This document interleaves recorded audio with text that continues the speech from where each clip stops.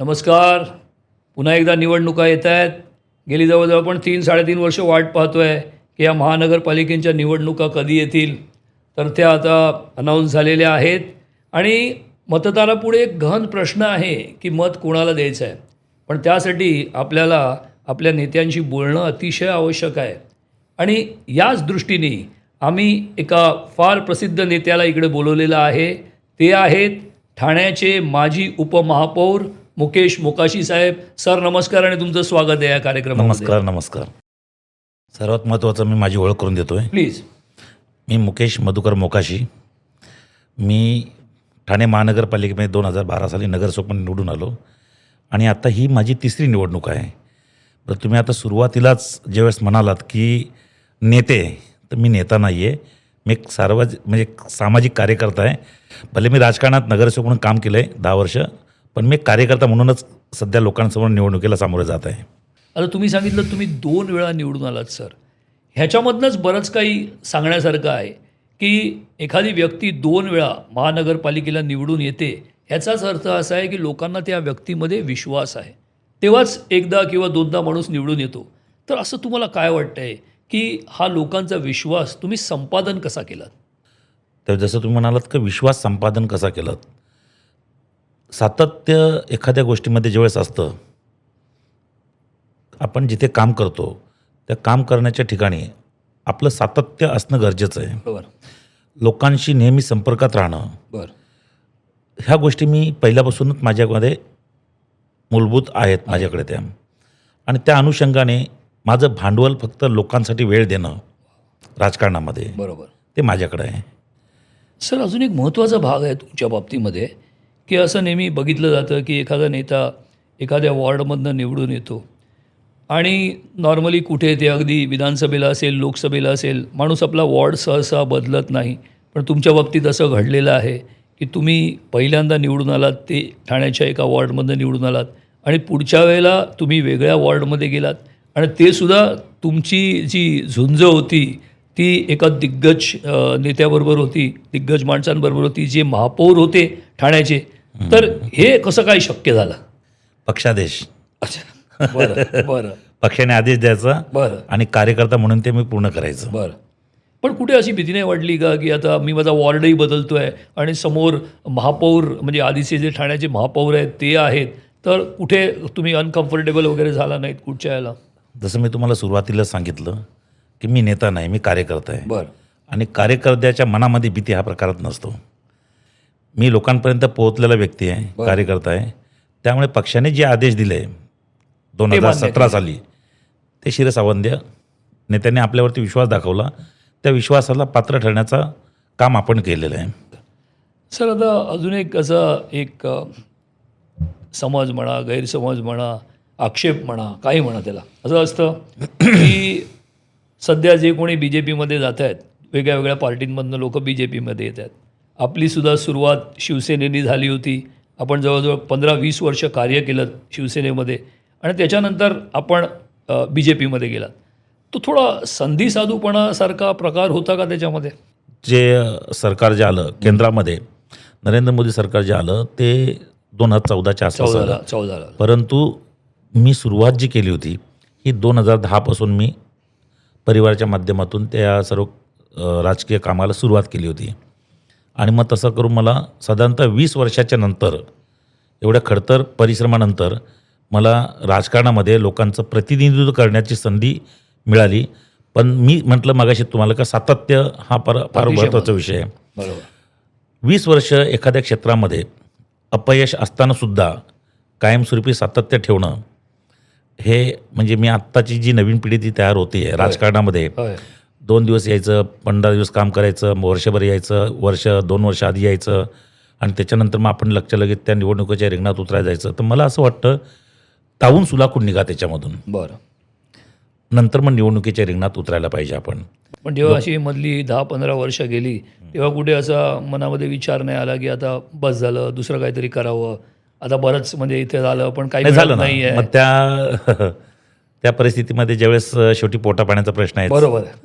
आणि मग त्या पोटापाण्याच्या प्रश्नासाठी मग मी त्यावेळेस सिक्युरिटी एजन्सी चालू केली होती. आणि आता तुम्हाला पहिली संधी मिळाली, तुम्ही निवडून आलात त्याच्यानंतर जी ती 5 वर्ष होती तेव्हा, आणि तुम्ही पुन्हाही निवडून आलात त्याच्यानंतर, 2017 म्हणजे त्या 5 वर्षामध्ये तुम्ही लक्षणीय काम केलेलं असणार आहे. ज्यावेळेस आपण स्थानिक स्वराज्याच्या संस्थेमध्ये ज्यावेळेस आपण काम करत असतो महानगरपालिकांमध्ये, लोकांची बऱ्याच साऱ्या गरजा ही महानगरपालिकेच्या मधून पूर्ण होत असतात. आपण फक्त नियंत्रण ठेवणं गरजेचं असतं, बरोबर. की वेळेवरती कचरा उचलणं, वेळेवरती रस्ता साफ करणं, ते दैनंदिन ज्या गरजा आहेत ह्या तिकडनं त्या पूर्ण होतात की नाही, महापालिकेची यंत्रणा तिथं काम करते की नाही, हे पाहणं गरजेचं असतं. आणि आपल्या माध्यमातून त्या लगेच त्या पूर्ण होणं गरजेचं आहे. एखादं दुःखाचा प्रसंग असं ज्यावेळेस असेल तर तिथे ॲम्ब्युलन्स वगैरे येते की नाही, बऱ्याच गोष्टी असतात, छोट्या छोट्या गोष्टी आहेत, ज्या लोकांना दुःखाच्या वेळेस अतिशय जवळच्या वाटतात. अगदी खरी गोष्ट आहे. म्हणून माझं एक तत्व आहे की एक वेळ सुखात नाही गेलो चालेल, पण दुःखात जाणं फार गरजेचं आहे.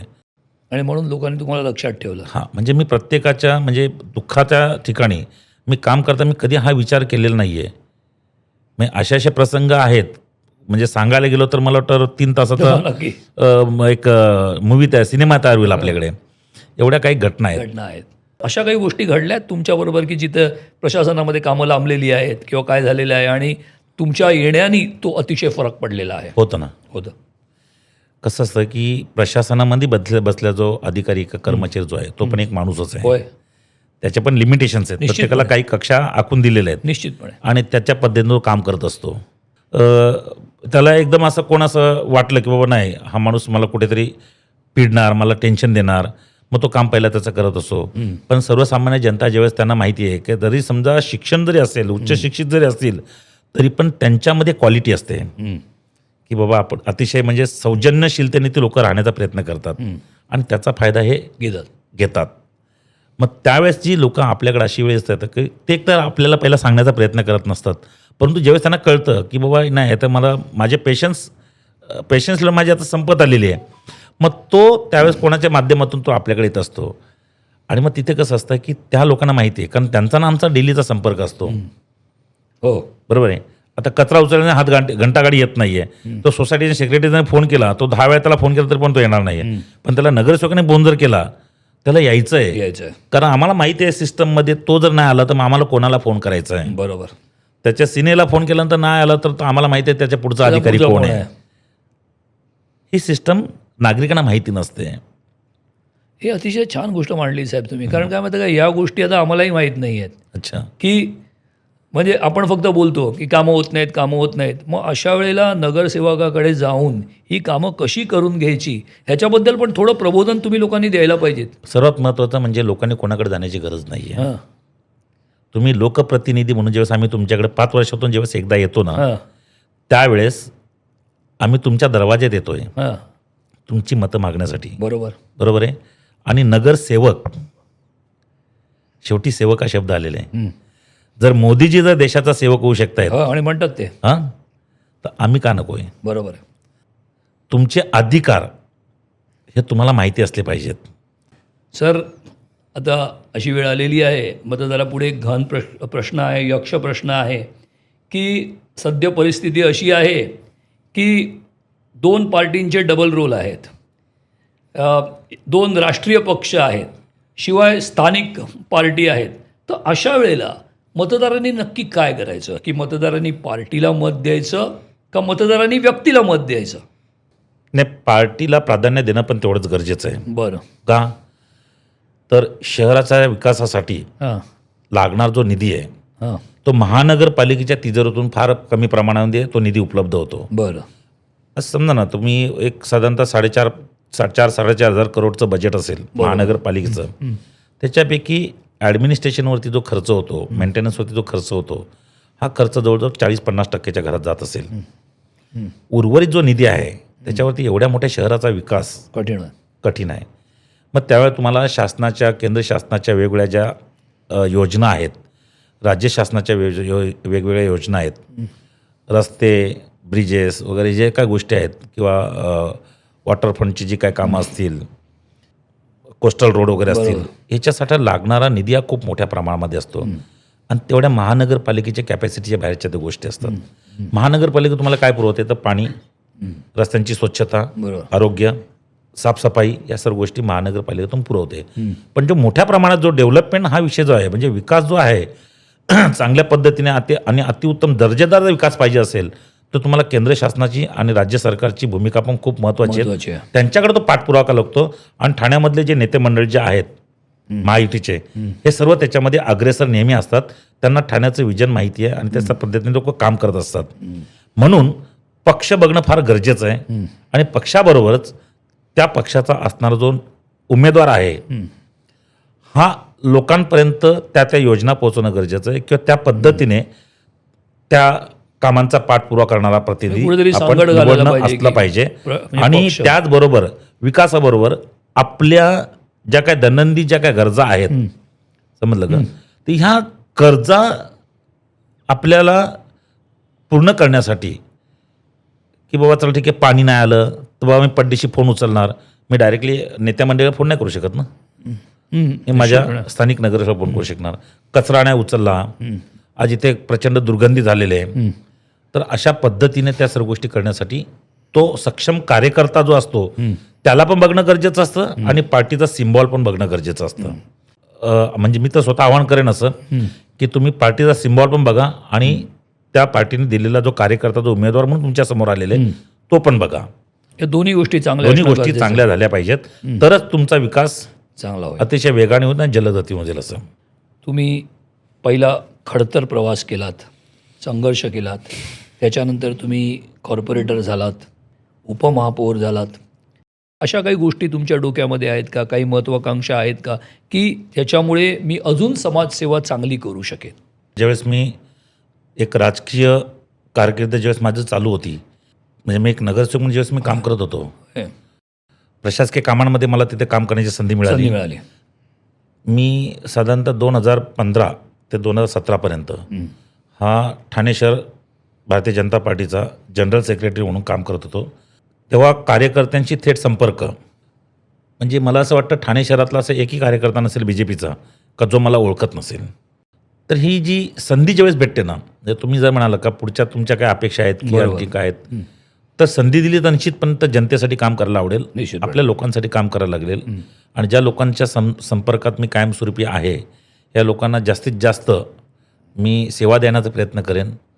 हेतू मनामध्ये असता कामा नये. आता मला सांगा की असं तुम्ही मगाशी म्हणाला होतात की तुमचा संपर्क खूप चांगला आहे लोकांशी. पण बरेच वेळा असं होतं की लोकांना वाटतं की आम्ही त्या प्रतिनिधीपर्यंत आपण पोचू शकतो का नाही पोचू शकत, इथपासून तयारी आहे. भेटायचं कधी, भेटायला किती वेळ लागतो. तर तुम्ही एक प्रतिनिधी म्हणून तुमचा संपर्क कसा आहे लोकांशी आणि किती, ज्याला म्हणतो की तुम्ही ॲक्सेसिबल किती आहात लोकांना? सर्वात महत्त्वाचं म्हणजे माझा थेट संपर्क आहे. बरं. अशा पद्धतीने ज्यावेळेस तुम्ही संपर्क ठेवताय त्यावेळेस साहजिकच आहे लोकांच्या अपेक्षा तुमच्याकडून वाढलेल्या असतात. बरोबर. आणि त्या वाढलेल्या अपेक्षांमध्ये लोकांचं म्हणणं हे नाही आहे का तुम्ही प्रत्येक काम केलंच पाहिजे म्हणून, पण तुम्ही त्याला प्रतिसाद देणं फार गरजेचं आहे. बरं. त्यांनी तुमच्याकडे समस्या मांडली ना, ते काम होऊ देत नाही तर नको होऊ देत, तुम्हाला तिथं जाऊन ते बघणं गरजेचं आहे. तुम्ही तो प्रयत्न करणं गरजेचं आहे. 100% काम होतच असं कुठे नसतं, सांगता येत नाही. बरोबर आहे. पण परंतु आपण तो प्रतिनिधींनी प्रयत्न करणं गरजेचं आहे. इथे त्यांना आपलंच वाटेल. लोकप्रतिनिधी कशाला म्हणतात का लोकांनी लोकांसाठी निवडून दिलेला प्रतिनिधी, बरोबर आहे, जो त्यांच्या प्रत्येक समस्येला त्यांच्या प्रत्येक गोष्टीला हजर राहू शकतो. याच्यासाठी लोकांनी आपल्या प्रतिनिधी, त्याच्यामध्ये त्यांच्यामध्ये कुठल्याही प्रकारची साखळी असता कामा नये. आणि मला ती पहिल्यापासून आवडत नव्हती आणि मी कधी तयार करण्याचा प्रयत्न केला नाही. आजही माझ्या कार्यालयामध्ये तुम्ही गेलात तर माझ्या ऑफिस स्टाफ व्यतिरिक्त तुम्हाला एकही माणूस तुम्हाला बसलेला दिसणार नाही. आता तुम्ही सर बघा, आता काय पूर्वी ही सगळी साधनं नव्हती, आता नवीन नवीन साधनं येत आहेत. आपण सगळे ॲप्स वापरतो, वेगळ्या वेगळ्या गोष्टी करतो. तर आता जेव्हा आपण पुढे जाऊ, पुढची 5 वर्ष आता, तर त्यावेळेला ज्याला आपण एका माणसाची बँडविड्थ म्हणतो की एक माणूस किती ठिकाणी पोचू शकतो, हे थोडं कठीण होऊन बसतं. तर अशा वेळेला तुमच्या डोक्यामध्ये काही आहे का, एक टीम तयार करावी किंवा या नवीन जे काही टेक्नॉलॉजी आहे त्याचा वापर करून लोकांनी तुमच्यापर्यंत पोचावं, तर अशा काही योजना मनामध्ये आहेत का? निश्चितच. आणि खरोखरच म्हणजे माझ्या मनातला तुम्ही प्रश्न विचारला. याचं कारण असं सांगतोय की प्रभागाची लोकसंख्या जी आहे ती आता वाढलेली आहे. बरोबर. ज्यावेळेस लोकांची संख्या वाढते त्यावेळेस साहजिकच समस्या पण तेवढ्याच वाढत असतात. निश्चितपणे. नागरिकांची ज्यावेळेस म्हणजे त्यांना जे कळतं की माझं काम इकडनं होतं, तो ते छोट्या छोट्या गोष्टी आपल्याशी शेअर करत असतो. निश्चितपणे. लोकांना त्यांचं म्हणणं सरकारपर्यंत पोहोचवण्यासाठी ठीक आहे, सोशल मीडियाच्या माध्यमातून लोक पोहोचवत आहेत. पोहोचवतात. ह्या सर्व गोष्टी करताना माझ्या एक गोष्ट लक्षात आली की आता आपण आतापर्यंत संपर्क करत गेलो आणि मग अशा पद्धतीमध्ये लोकांना जास्तीत जास्त सुटसुटीतपणेमध्ये लोकांशी संपर्क साधता यावा. लोकांनी त्यांचं कंप्लेंट एका प्लॅटफॉर्मवरती कुठेतरी म्हणजे आणल्या पाहिजेत. त्या अनुषंगाने मी विचार करून माझे एक मी ॲप तयार करायच्या विचारात आहे. त्या ॲपवरती तुमच्या जेवढ्या नागरी समस्या आहेत त्या प्रत्येक नागरी समस्या तुम्ही फक्त त्याच्यावरती मांडायच्या. बरं. त्या मी लोकांपर्यंत तुम्हाला एक टीम पण तयार करावी लागेल. नाही त्याच्यासाठी टीम टीम म्हणजे कशी की उद्या समजा त्याच्यामध्ये 100 क्वेरीज आल्या, 100 प्रश्न आले तर तुम्हाला ती एक तुमची संपूर्ण त्याच्यावरती सर्व संघटना समावेशकता आपण ते काय करणार की त्या संबंधित डिपार्टमेंटचे अधिकारी वगैरे जे कोण असतील यांना त्याची एक कॉपी निघून जाईल त्याच्यामधून. बरं. आणि तसं जरी समजा जर नाही करता आलं किंवा चला ठीक आहे त्या अधिकारी थोडीच बघणार आहेत, माझं स्वतःचं वैयक्तिक काम आहे जिथे मी लोकांना नेहमी फोनवरती संपर्क साधवतो, लोकांच्या कंप्लेंट्स सॉल्व्ह करण्यासाठी मी संपर्क करत होतो, त्याच्यापेक्षा कमी वेळ लागेल मला ते कंप्लेंट वाचायला. याच अनुषंगाने ना सर, म्हणजे काही जी साधी राहणीमान आहे किंवा प्रसिद्धी न करणे ही सुद्धा तुमच्यावर थोडीशी टीका म्हणा आपापल्या लोकांमधनंच, काही बाहेरच्याकडनं नाही किंवा सामान्य जनतेकडनं नाही, पण कुठे ना कुठेतरी असं असतं ना की जो दिखता है वो बिकता है सारखं एक कुठेतरी आपल्याला एक समज आहे. तर तुमच्यावर थोडीशी टीका आहे की तुम्ही कुठेही तुमचे बोर्ड लावत नाही किंवा ते वाढदिवसाची हल्ली 100 चित्र असतात आणि त्याच्यामध्ये कोणाचा वाढदिवस आहे तेही कळत नाही. तर अशा प्रकारची जी सगळी चित्र वगैरे असतात त्याच्यामध्ये तुम्ही कधी जात नाही. कारण हल्ली काय झालं, एक नवीन जनरेशन आले आहे, त्यांना ऑनलाईन काहीतरी बघावं लागतं, माणसं दिसावी लागतात. तर कुठेतरी तुम्हाला वाटतंय का की हा थोडासा बदल तुमच्यामध्ये व्हायला हवा का जे चाललंय ते बरोबर आहे? म्हणजे हा विषय तसा बघायला गेलं तर राजकीय पक्षातल्या लोकांना जर कळला तर तो लोक म्हणजे हा वेळा आहे, समजलं का? आणि राहिला बॅनरबाजीचा विषय, तर कसं असते की प्रत्येक ठिकाणी एक तर आपण ती अनधिकृतपणे आपण लावतो. होय. महानगरपालिकेचे आपण कर रुपयाचे जे पैसे जातात ते आपण बुडवतोय आपण ते. आणि अशा पद्धतीने ज्यावेळेस आपण जे बॅनरबाजी जे करतो की नाही, ते बॅनरबाजी करणं म्हणजे तुम्हाला तुमची ओळख निर्माण करावी लागते. ती ओळख तुम्ही तुमच्या कामातून तयार करा. जो सर्वसामान्य जो कार्यकर्ता आहे ना त्यांनी खरोखरच ह्या सर्व गोष्टी फार लक्षात ठेवणं गरजेचं आहे की जर तुम्हाला जर राजकारणात पुढे जर जायचं असेल तर तुमचा पाया पहिला भक्कम करा, तर वरची इमारत तुम्ही बांधा. बरोबर. ती इमारत कधीही चांगलीच राहणार, उभी राहणार आणि कायमस्वरूपी ती टिकाऊच असणार आहे. टिकाऊ असणार आहे. सर आता थोडंसं ना काय म्हणतो आपण त्याला, या गोष्टींपासून थोडा बाजूला होऊन थोडे वादाचे विषय पण आहेत की असं कुठे समीकरण आहे का की एखादा राजकीय नेता असेल तर त्याला जेलही झाली पाहिजे आणि त्याला बेलही मिळाला पाहिजे किंवा असं कुठे काही समीकरण कुठे दिसेल? बरेच वेळा ते साधारण आम्हाला कळतं. तसं तुमच्या बाबतीत पण घडलं आहे सर. कसं आहे, जसं आता आपण माणूस म्हणून जेव्हा आपण काम करतोय, ज्यावेळेस आपण त्या क्षेत्रामध्ये जातोय तेव्हा माणूस नाही राहत आपण. बरोबर आहे. माणसाचं माणूस पण कधी असतं ज्याचं सार्वजनिक जीवनामध्ये जसं आपण वावरत असतो, पण त्याच्यानंतर तो ज्या भूमिकेमध्ये जाण्याचा प्रयत्न करतोय, मी राजकीय भूमिकेमध्ये गेलो तर मला तिथे काय ते संस्कार माझ्यावरती घडणार आहेत. बरं. अनवधनाने एखादी ज्यावेळेस गोष्ट घडते, क्रियेला प्रतिक्रिया ज्यावेळेस दिली जाते तेव्हाच.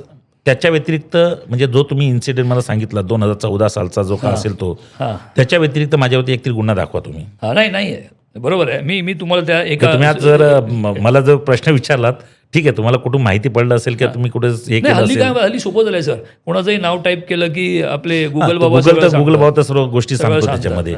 मग तेच म्हणतो, मला कुठली गोष्ट लपवण्याची गरज नाही आहे. मी ज्यावेळेस जे काही केलं होतं ते चुकीचं घडत होतं आणि ते मला पटत नव्हतं, मला रुचलं नाही, म्हणून मी त्याला क्रियेला प्रतिक्रिया त्यावेळेस दिली गेली होती आणि त्याच्यातून तो राडा झाला होता. बरोबर. लोकांना माहिती होतं, आमच्या नेते लोकांना माहिती होतं का मोकाशीने काही चुकीचं केलेलं नाही, म्हणून महायुतीच्या सर्व नेते त्यावेळेस माझ्या पाठीने खंबीरपणे उभे होते. सर तुमच्याबद्दल अजून एक फार अतिशय महत्त्वाची गोष्ट आहे.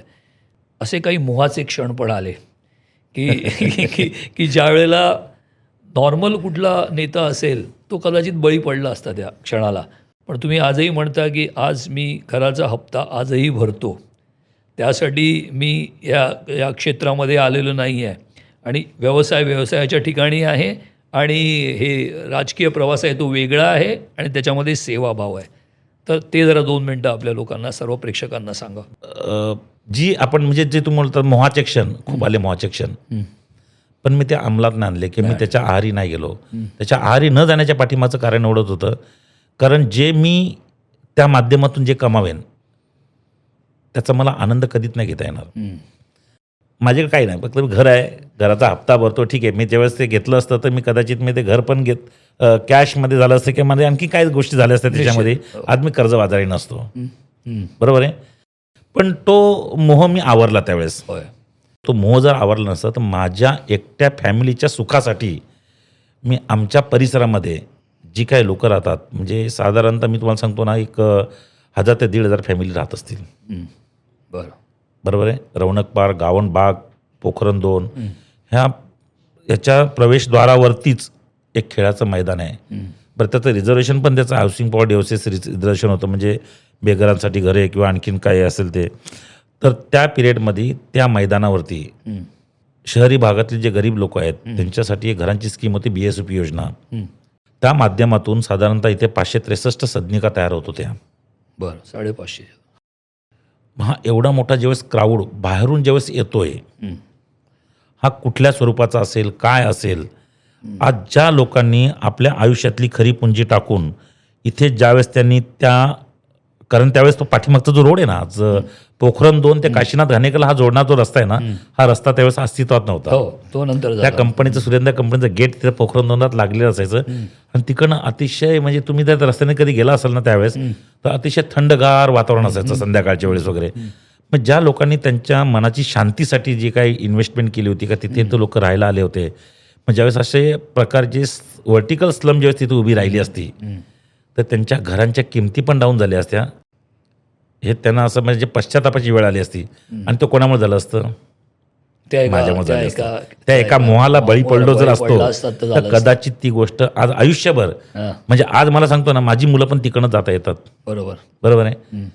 म्हणजे आज तिथली जो धोका निर्माण झाला असता भविष्यामध्ये, समजलं का, नागरी वस्ती वाढली असती, स्लम एरियाचा स्लम व्हर्टिकल स्लम झाला असता तो. व्हर्टिकल स्लम झाला. बरोबर आहे. त्याच्यामध्ये येणाऱ्या लोकांच्या मनामध्ये ह्या परिसराच्या विषयी जी काही भावना असायला पाहिजे होती, का हा एरिया शांत आहेत, आपण शांतच ठेवला पाहिजे, या भावनेची लोक कदाचित नसती आली.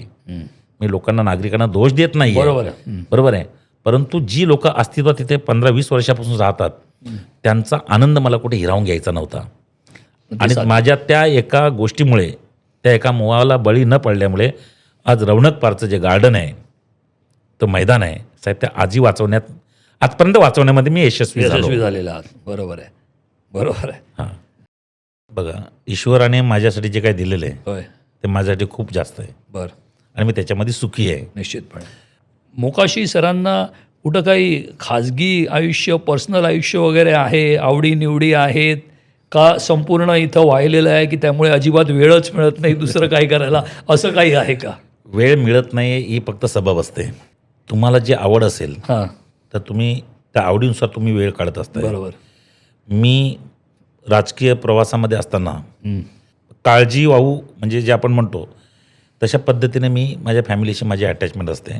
कधी कधी असं मूड होतो, कधी अचानकपणे, बाबा चल ठीक आहे, मिसेसला कधी फोन करायचा, काय करते तू, आता तिची डेंटल लॅब चालवत असते. बरं.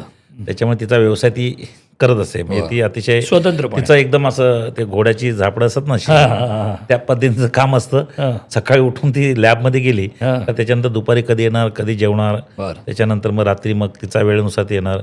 असं प्री प्लॅन वगैरे असं काहीच नाही. आम्ही तो आवडीनिवडी काय आहेत सर? आवडीनिवडी म्हणजे जास्तीत जास्त फॅमिलीला वेळ देणं, कुटुंबाला वेळ देणं. कारण शेवटी कसं असते, मुली आहेत, मुलींना बापाचं प्रेम जास्त असतं. त्यांच्याशी वेळ घालवणं, त्यांच्याशी गप्पा मारणं, कधीतरी बाहेर फिरायला जाणं, त्यांना वेळ देणं मला कधी आवडतं. असं बरोबर आहे. जसं राजकारण तसंच माझं समाजकारण, तसंच माझं कुटुंब, बरोबर. या तिघांना मी या पद्धतीने बघण्याचा प्रयत्न करत असतो. सर, याच्यावरनं ते थोडंसं ते इंग्लिशचा एक प्रॉवर्ब कुठंतरी लहानपणी वाचला होता, behind every successful man there is a woman. तुमच्या बाबतीत तंतोतंत लागू पडलं आहे. 100%. निश्चितपणे. म्हणतो ना देवाला मी एक असं प्रार्थना करतोय अच्छा. की कधी पण फार छान. की खरोखरच म्हणजे एक काहीतरी आपण पुण्यवान काम केलं असेल, काय पुण्याचं काम आपण करत असेल म्हणून अशी फॅमिली आज आपल्याला नशिबामध्ये आहे. तुम्ही सांगितलं आणि- तुमची एक मुलगी डॉक्टर पण झालेली आहे. हो, BDS झाले, डेंटिस्ट झाली ती आता, आणि आता ती 2 ठिकाणी प्रॅक्टिस करते. करतात. हे सर या दोन्ही गोष्टी जोडणारं समाजकारण, कुटुंब जोडणारे. तुम्ही मला एक गोष्ट आधी आपण गप्पा मारताना तुम्ही सांगितली होती की उपमहापौर झाल्यानंतर तुम्ही एक अतिशय महत्त्वाचं काम केलं आणि तुम्हाला करायला लागलं ते. तर ते जरा आपल्या प्रेक्षकांना सांगा ना की ते महत्त्वाचं पहिलं काम तुम्ही कोणतं केलं उपमहापौर झाल्यानंतर? खरं सांगायला तर अतिशय म्हणजे काय म्हणतात त्याला एक विनोदाचाच भाग झाला तो. हां. ज्यावेळेस मी उपमहापौर झालो पहिल्या दिवशी मला शासकीय गाडी माझ्या बिल्डिंग खाली आली. खालून मला सिक्युरिटीने कॉल केला, साहेब तुमची शासकीय गाडी आलेली आहे. मी सौभाग्यवतीनं बोललो, म्हटलं मला निघायचं आहे. म्हटलं मी निघू का? तर मी दरवाजापर्यंत गेलो, लिफ्टचं बटन असं प्रेस करतोय. हो, चाललात कुठे? म्हटलं काय झालं? हे दळण कोण घेऊन जाईल? तिला ते राहिलंच नाही, तिच्या डोक्यामध्ये कल्पनाच नाही का माझा नवरा आज माझ्या नवऱ्याचा उपमहापदाचा पहिला दिवस आहे आणि तो महापालिकेत जाणार आहे. आणि पण तिला ते भानच राहिलं नाही. आणि ते घेऊन गेलात का तुम्ही? आम्ही घेऊन गेलो ना. ते महत्त्वाचं त्या आहे. वरती गेल्याच्या खाली ज्यावेळेस मी खाली गेलो, बॉडीगार्ड बघितला, साहेब दळणाची पिशी घेऊन आलेले. हो साहेब आम्हाला सांगायचं नाही. म्हटलं माझं रोज म्हणजे हे काम जे आहे ना माझं पर्सनल काम आहे, याच्याशी तुमचा काय संबंध नाही. शासन तुम्हाला याच्यासाठी काय पगार वगैरे देत नाहीये. बरोबर. तुमची ड्युटी आहे, तुम्ही करायची. आणि बाकीच्या माझ्या फॅमिलीचे काही जी कामं वगैरे आहेत त्याच्यासाठी तुम्ही कधीच लक्ष घालायच्या भानगडीत पडायचं नाहीये. बरं. कारण ती माझी सवय आहे ना आणि मला ते स्वतःला आवडत नाहीये. सर तुमच्याबद्दल काही लोक बोलायला फार उत्सुक आहेत आणि सर्वात प्रथम आपल्या ज्या बॅकबोन आहेत, आपल्या पाठीचा कणा, त्या तुमच्याविषयी जरा 1-2 गोष्टी बोलणार आहेत, त्या पण जरा तुम्ही ऐका. निश्चित. आमची इतकी काळजी करतात ना की म्हणजे मला म्हणजे मी भाग्यवान समजते की माझा नवरा माझ्या मुलांची घराची एवढी काळजी कळत नकळत प्रत्येकाला बाबा स्वतःला वेळ नसेल तर मित्राला सांगतात, अरे प्रतिभा बघ, मुली बघ, आल्यात की नाही आल्यात का. मग त्या आम्हाला फोन करून विचारणार मित्र की बाबा मॅडम तुम्ही आलात का घरी, मुली आल्यात का, साहेब थोडा बिझी आहेत. म्हणजे अशी त्यांची काळजी असते. म्हणजे त्यांच्या कामामध्येही त्यांच्या फॅमिलीला पण ते विचार असतात त्यांच्या फॅमिलीच्या बद्दल. यांना पुढच्या वाटचालीसाठी माझ्याकडून खूप खूप शुभेच्छा. सर अजून आपले सहकारी आहेत जे आपल्याबरोबर खांद्याला खांदा लावून काम करत आहेत, तर त्यांचंसुद्धा तुमच्याविषयी काय बोलणं आहे, काय मत आहे. आणि ते जेव्हा आम्ही ऐकतो तेव्हा तुमच्याविषयी अधिक माहिती कळते, तर त्यांचं पण ऐकूया आपण. मुकेश मोकाशी जर म्हणाल तर तो एक पक्का समाजसेवक. म्हणजे जरी ते नेते असले तरी प्रत्यक्षात ते पडद्यामागचा तो हाडाचा कार्यकर्ताच आहे. कसला तामझाम नाही, नो बॅनरबाजी, नो होर्डिंग्स, कुठे काही इतर असे कुठले इव्हेंट्स नाही. फक्त आणि फक्त दांडगा जनसंपर्क हीच त्यांची जमेची बाजू. आणि त्याच्यावरच त्यांची जी काही राजकीय कारकीर्द आत्तापर्यंत उभी राहिली ती फक्त आणि फक्त जनाधारावर. सर म्हणजे खरंच काही गोष्टी याच्यामध्ये अतिशय वेगळे पैलू आहेत साहेब तुमचे. म्हणजे मला अतिशय अभिमान वाटतो आहे की मी तुमच्याबरोबर बसलेलो आहे. तुम्ही या गोष्टी, कारण एक पॉलिटिशियन म्हणलं, एक राजकारणी म्हणलं की त्याची प्रतिमा थोडीशी वेगळी असते. या सर्व गदारोळामध्ये कुठेतरी एक असा नेता दिसतोय आम्हाला की जो खरोखरीने त्याच्याकडे समाजसेवा किंवा त्यांनी तो प्रेरित झालेला आहे. जरुरी हे नाही आहे की तो मतदार कोणासाठी वोट करतो, पण जर तुम्हाला या पुढच्या निवडणुकीमध्ये मतदारांना जर काही सांगायचं असेल तर कुठच्या 2-3 गोष्टी तुम्ही सांगाल? तुम्ही ज्यावेळेस लोकांकडे ज्यावेळेस मतदानासाठी जनतेसमोर ज्यावेळेस जात आहे, मी कसा चांगला आहे हे तुम्ही प्रत्येकजण सांगण्याचा प्रयत्न करतोय. बरोबर. तुम्ही कधी त्या मतदाराच्या मानसिकतेचा विचार केलाय का?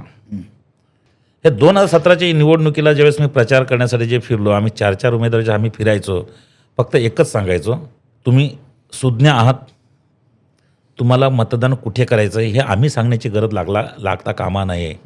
आणि कोण सांगत असतील ते पण ऐकायच्या भानगडी पडू नका. आणि तुमचं मत हे विकासाला घेणं जाणं गरजेचं आहे. अतिशय गरजेचं आहे.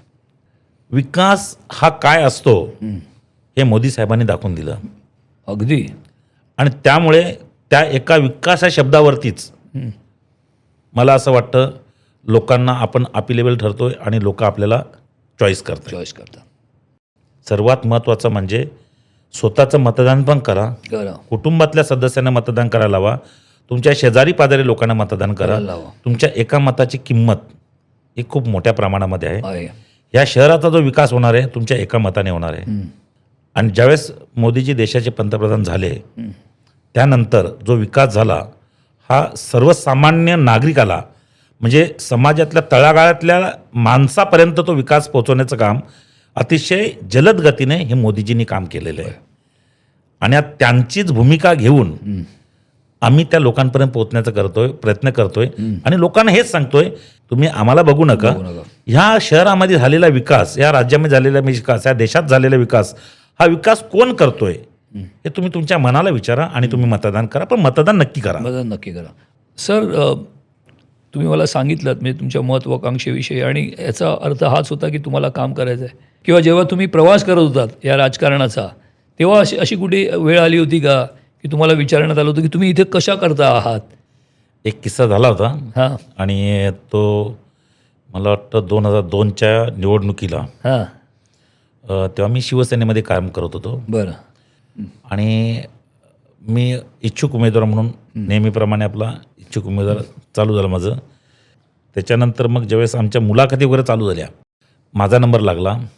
समोर मला वाटतं त्यावेळेस प्रधान साहेब होते, सतीश प्रधान साहेब. हां. तर मला एक प्रश्न विचारला होता, मग तुम्ही शिवसैनिक म्हणजे तुम्ही आता उमेदवारीसाठी इच्छुक आहात, तुला असं वाटलं नाही का बाबा तू शाखाप्रमुख पद का नाही घेतलं? मग त्यावेळेस तुला निवडणूक लढवायची तर तू पहिला ही शाखाप्रमुखापासून सुरुवात करणं गरजेचं होतं. तेव्हा माझ्या आपसुकच माझ्या तोंडातून अचानकपर्यंत एक उत्तर निघालं की मला शाखाप्रमुखावर मला असं कुठल्या पदार्थ का, मला डायरेक्ट नगरसेवक व्हायचं. डायरेक्ट नगरसेवक व्हायचं. आणि मी तो नगरसेवक झालं. झालो शेवटी. सर, कधीतरी हे पण बोला ना की मला आता आमदार नाही, डायरेक्ट खासदार व्हायचं. तुम्ही जो विचारलेला प्रश्न जो आहे त्या प्रश्नाचं उत्तर हेच असेल की निश्चितच पक्षाने जर संधी दिली तर त्याचा आनंदाने स्वीकार करेन आणि जनतेची जास्तीत जास्त प्रमाणात सेवा करण्याची संधी प्राप्त होईल. आणि भारतीय जनता पार्टी हा असा एकमेव पक्ष आहे जो पक्ष तळागाळातल्या कार्यकर्त्याला सर्वोच्च स्थानापर्यंत पोहोचू शकतो. ही किमया फक्त भारतीय जनता पार्टीच करू शकते. सर, तुम्ही आम्हाला भरपूर वेळ दिलात. म्हणजे अशा वेळेला तुम्ही वेळ देत आहे की ज्या वेळेला म्हणजे मला कळतं आहे की आता पुढच्या एक महिना पण नाही, महिन्याहून कमी निवडणुका आलेल्या आहेत. तर जाता जाता फक्त 1-2 गोष्टी जर तुम्हाला विचारायच्या आहेत. निवडणूक आहे, कोणतरी जिंकणार, कोणतरी हारणार, वस्तुस्थिती आहे. देव न करो उद्या तुम्ही ह्याच्यामध्ये जिंकू शकला नाहीत, ह्यापैकी काही बदलेल? काय संबंध बदलण्याचा? ते बनण्याआधी म्हणजे नगरसेवक बनण्याच्या आधी माझी जी समाजसेवा चालू होती ती समाजसेवा माझी पुढे पण चालू राहील. त्याच्यामध्ये खंड कुठेच पडणार नाहीये. हे फक्त संविधानिक पद झालं का ज्या पदावरती आपण उभे राहतोय त्याला एक प्रक्रिया असते निवडणुकीची. त्या निवडणुकीच्या प्रक्रियामध्ये कोणतरी एक जिंकणार आहे, कोणतरी एक हारणार आहे. निश्चितपणे हारणाऱ्याने आपलं आत्मपरीक्षण करायचं आणि डबल ताकदीने समाजसेवेचा वसा परत चालू ठेवला पाहिजे. तो कुठे थांबता कामा नये. तो जर थांबला ते त्याचं आयुष्य थांबलं समजायचं. बरोबर. शेवटी जनसेवा ही कुठल्याही पदाव्यतिरिक्त आपण अविरतपणे करू शकतो.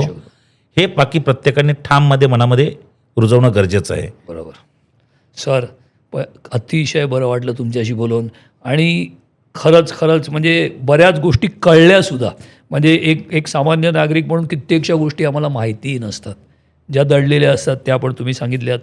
पहिली गोष्ट तर तुम्हाला फार फार सर्व तऱ्हेने आमच्या शुभेच्छा की तुम्ही तुमच्या पक्षाने तुम्ही ही निवडणूक जिंकावीत. आणि जसं तुम्ही अनावधाने काहीतरी बोलून गेला होतात तसं पुन्हा काहीतरी बोलावत आणि पुन्हा कुठेतरी काहीतरी एक चांगलं मोठं संविधानिक पद तुम्हाला मिळावं. Sir, thank you very much. धन्यवाद आपण इकडे आल्याबद्दल. आणि आपण पुन्हा एकदा भेटू आणि अशा वेळेला भेटू की ज्या वेळेला ह्याच्यातल्या बऱ्याचशा गोष्टी खऱ्या होतील. तुम्ही पुन्हा एकदा काहीतरी पद घेऊन आमच्यापर्यंत याल आणि ठाण्याच्या जनतेची परत एकदा अविरत सेवा कराल. धन्यवाद. जनतेपर्यंत माझा मेसेज पोहोचवल्याबद्दल धन्यवाद. धन्यवाद सर. धन्यवाद.